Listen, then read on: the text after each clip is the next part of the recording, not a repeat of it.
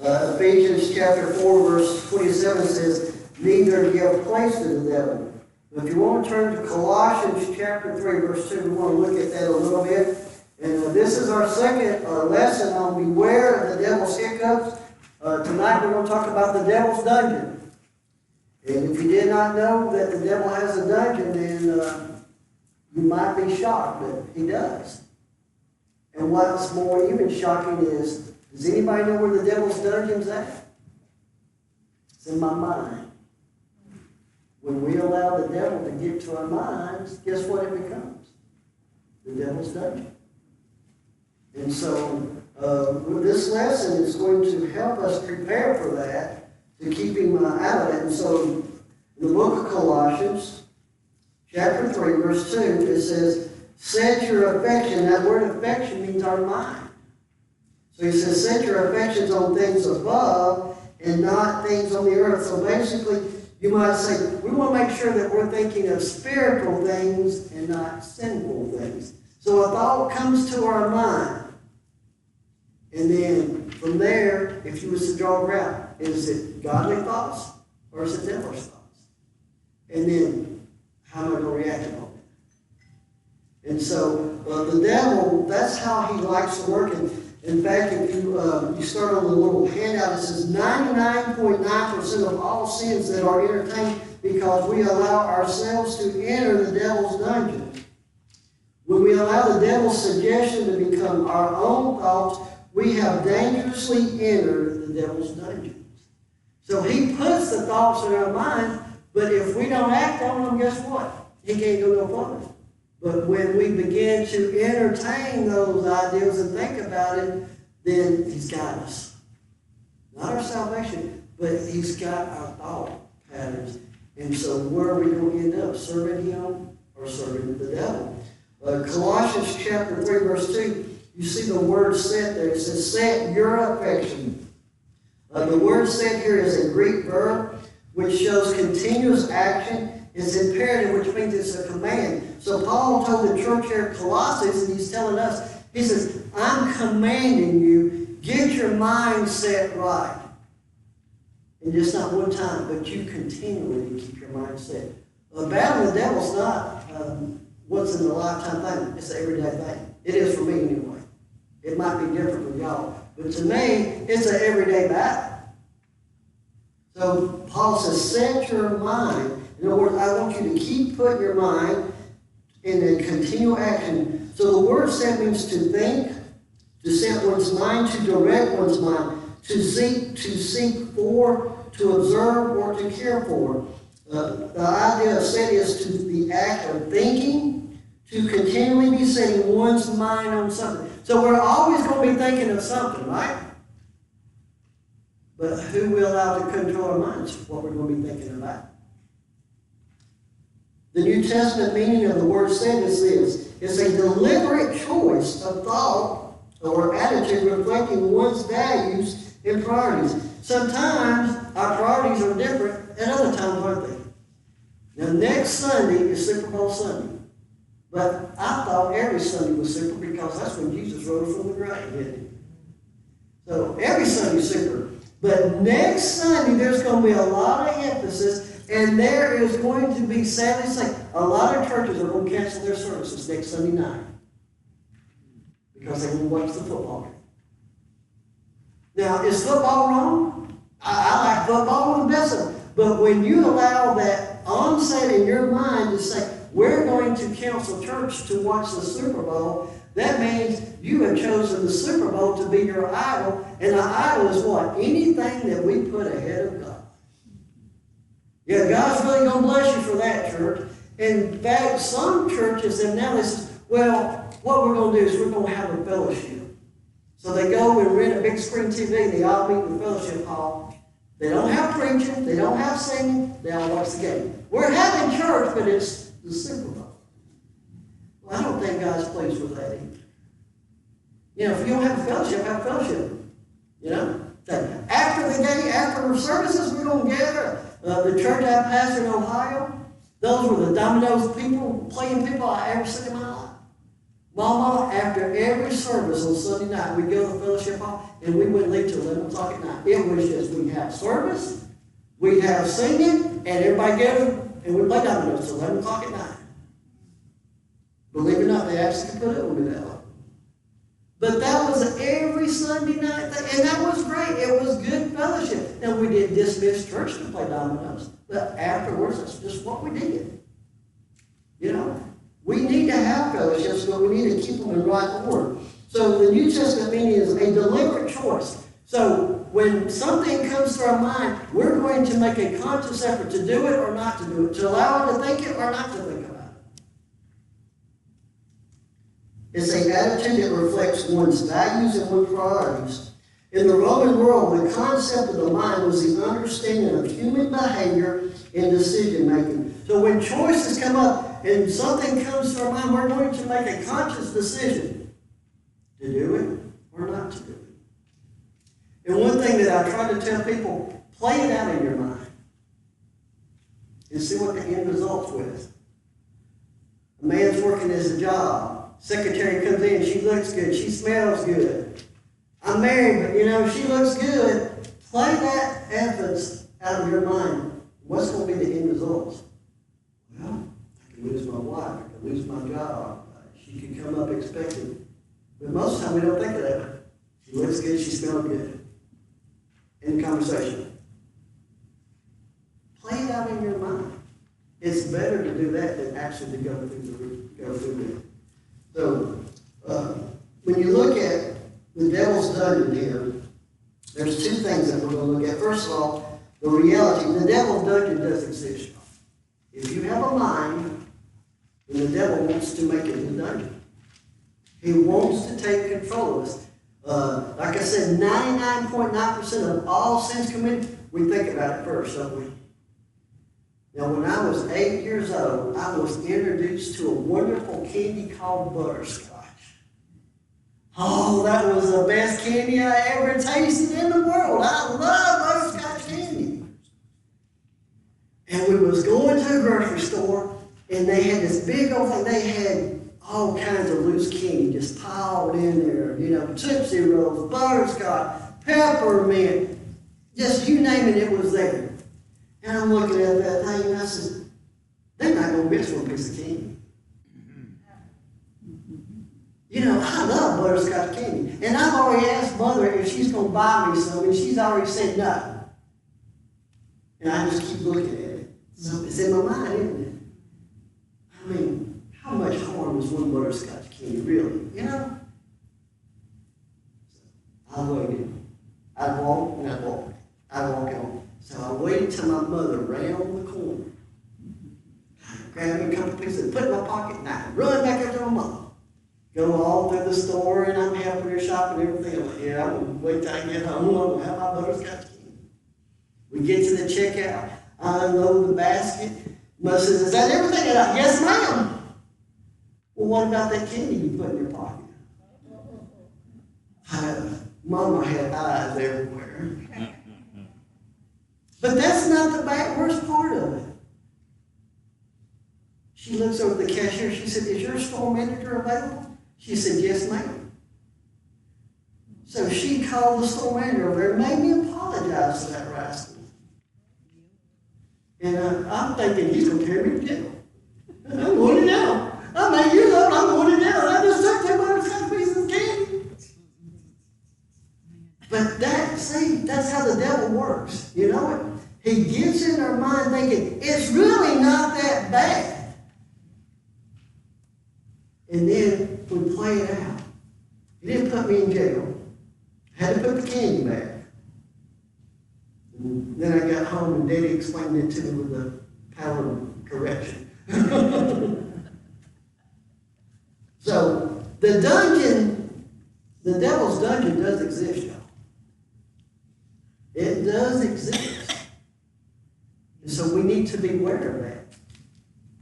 In Genesis chapter 3, verses 1 through 6, we're going to see a good example of how the devil's dungeon, how he operates. Genesis chapter 3.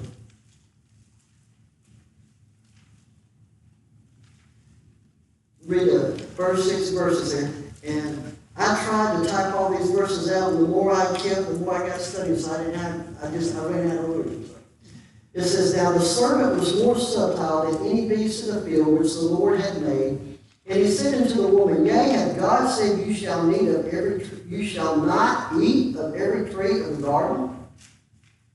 And the woman said unto the serpent, we may eat of the fruit of the trees of the garden. But of the fruit of the tree which is in the midst of the garden, God has said, you shall not eat of it, neither shall you touch it, lest you die.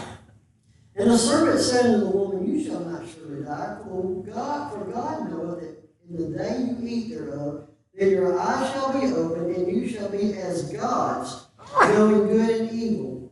And when the woman saw that the tree was good for food, and that it was pleasant to the eyes, and the tree to be desired to make one wise, she took of the fruit thereof and did eat, and gave also unto her husband with her, and he did eat.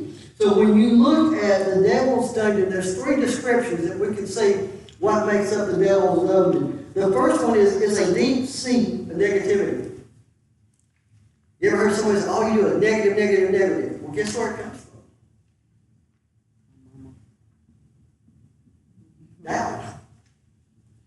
What did the devil, he approached Eve, and he says, did God not say you shall not eat of all the trees? He starts putting that down. There was only what? One tree. Of all the trees in the garden, they could eat of all but one. One. But see how the devil's twisting this around? Yep. You can't eat of all the trees. I'm being limited. It was just 2 pieces of butterscotch candy, Miss Rachel. Just 2. The negativity, shall not eat.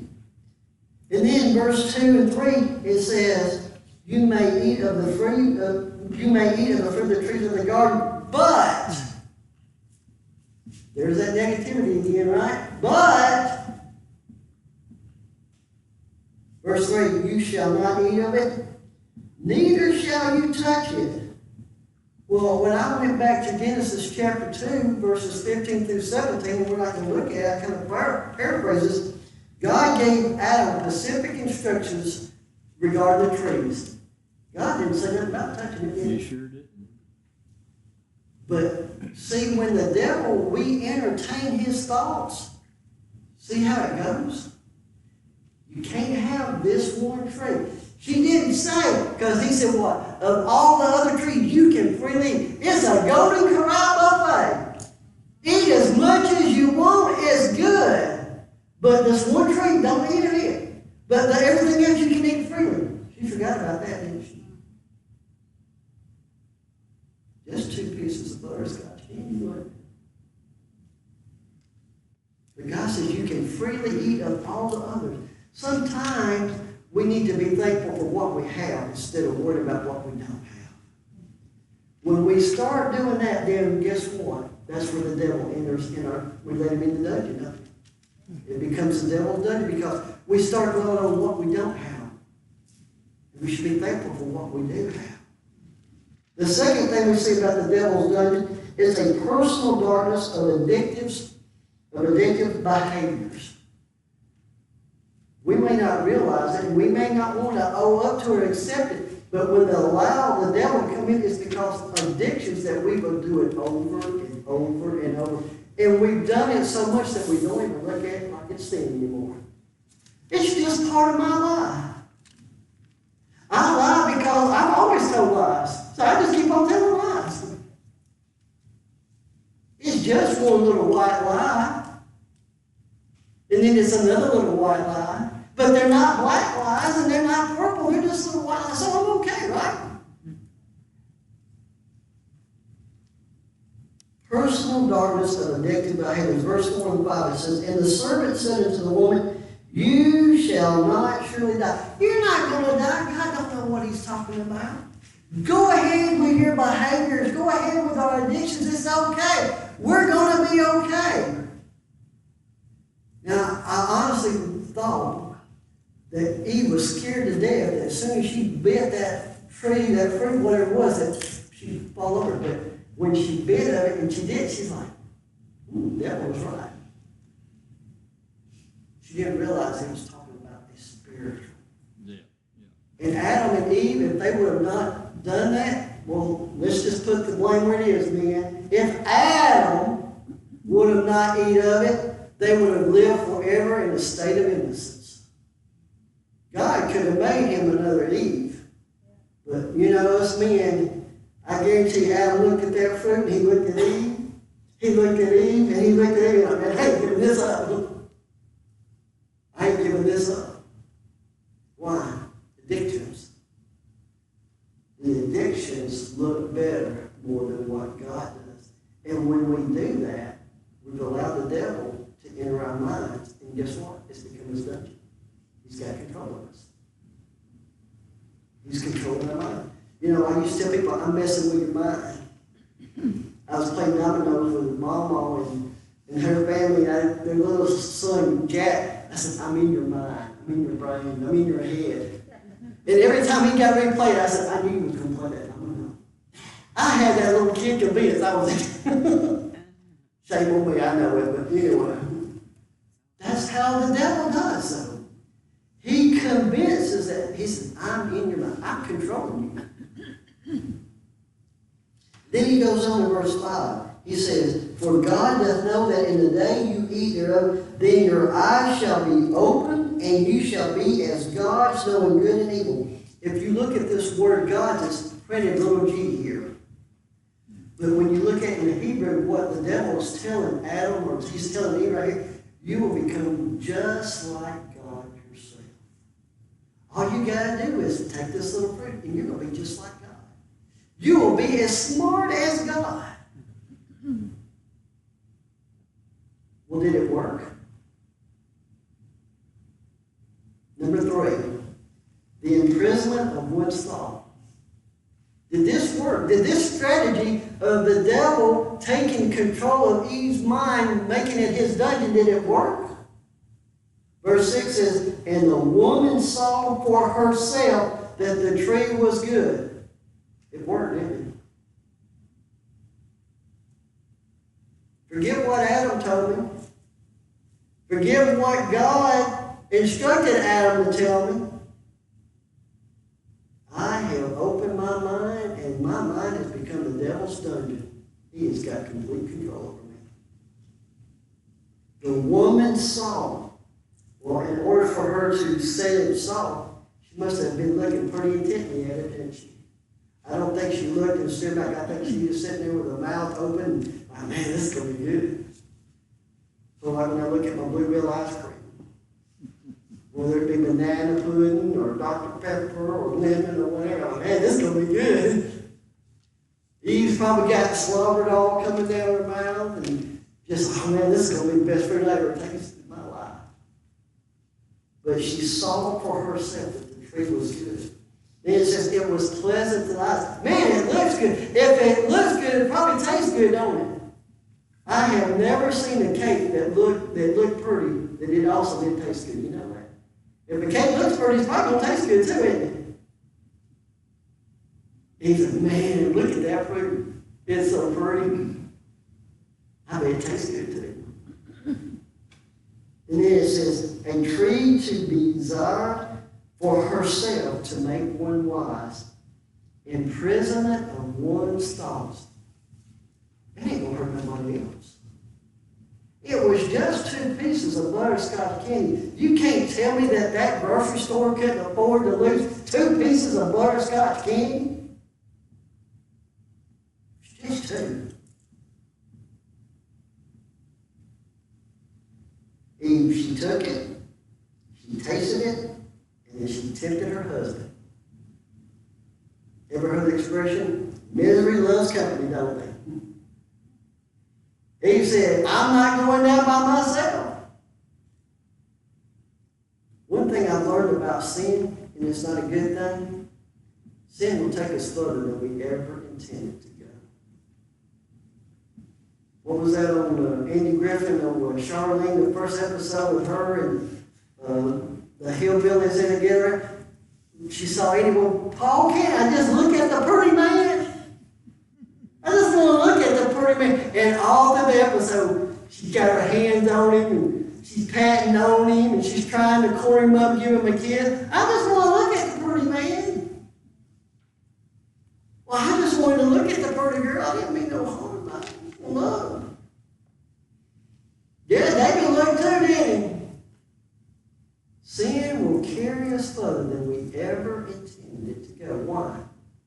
Because we allow the devil to get control of our mind, and it becomes his dungeon. That's why the scriptures I read to start with resist the devil. Don't give in to the devil. It says, neither give place to the devil.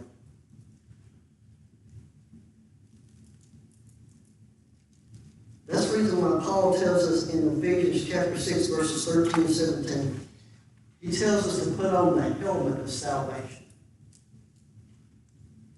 Now, the word helmet is made up of two Greek words. The word peri, which means around, and kapol, which means head. So what it means is it's a protection of the head to avoid dangerous blows. So when temptation comes our way and the devil tries to put that thought in our head, we need the helmet of salvation. And it's not saying that we need to get saved because we're already saved. So what's the helmet of salvation is? First of all, it's to remind us that we are saved. I don't have to give in to temptation. My God's stronger than the devil. I do not have to give in. It's my choice. I don't have to give in to that wrestling. We need to remind ourselves, I am a child of the King. I belong to God. And the second thing is reassurance. We will win. If we submit ourselves to God and we resist the devil, guess what? We will win. The remedy is found in Philippians chapter 4, verses 7 and 9. Basically, it says, whatsoever things are true, whatsoever things are honest, whatsoever things are just, if there any virtue, if there any praise, any things lovely or good report, think on these things. If I'm thinking on godly things, am I going to entertain the devil's thoughts? I'm not. I'm not going to allow him. So if you've got a dungeon and you don't want nothing to go into it, what do? You put a rock in front of it, don't you? Well, who's the rock? Psalms 18:2. Now we'll end up with this. That's right. Jesus is our rock, isn't he? So if I put Jesus, the rock, in front of that, then guess what? It can't become the devil's dungeon, can it? The rock's there. Psalms 18, verse 2. The Lord is my rock. The word Lord there is all capital, which talks about the very presence of God. The Lord is my rock, my fortress, my deliverer, my God, my strength, in whom I will trust, my buckler and the horn of my salvation, and my high tower. The Lord is my strength. I'm in the Lord's presence, and I have the Lord's power. I put the rock, and I keep the rock inside of the helmet. The devil won't have a dungeon. So that's number 2. That's the second hiccup. Stay out of the devil's dungeon. Paul says, neither give place to the devil. And Colossians says, don't think on things of earth, think on spiritual things. So let's all stand and we'll be dismissed in prayer. Thank you for being here tonight. I'll be praying for the services about Wednesday, for our kids and our teens, and also our afternoon services. Ms. Rector, you want to dismiss us in prayer, please?